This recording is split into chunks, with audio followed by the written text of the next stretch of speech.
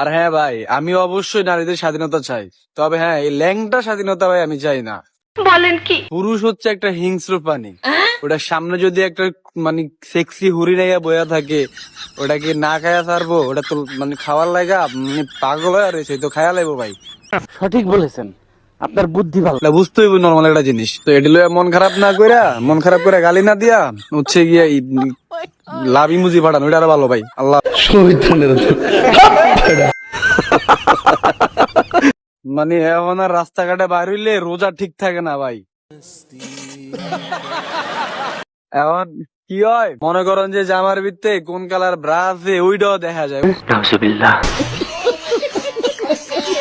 রোজার নাই আর ওল না, ওটা তো আল্লাহ না করছে, ইসলামের মা বারণ আছে। এটা বংশগত হচ্ছে, এটা ফ্যামিলি থেকে বলছে যে এটা না নিতে, এটা নিলে হচ্ছে বাজে দেয়া যায়, খারাপ দেয়া যায়, সবাই সবাই সবাই পচা কইব এর লেগা।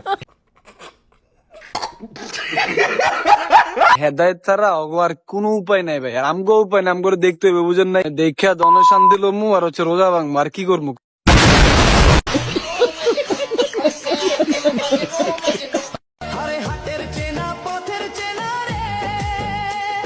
लेकिन ये साला कर क्या रहा है यहाँ पे? আমার মা অসুস্থ, যদি জিততে পারতাম তাহলে টাকাগুলো আমি পাইতাম, কারণ আমার মাকে বাঁচাইতে পারবো না আমি। আসো।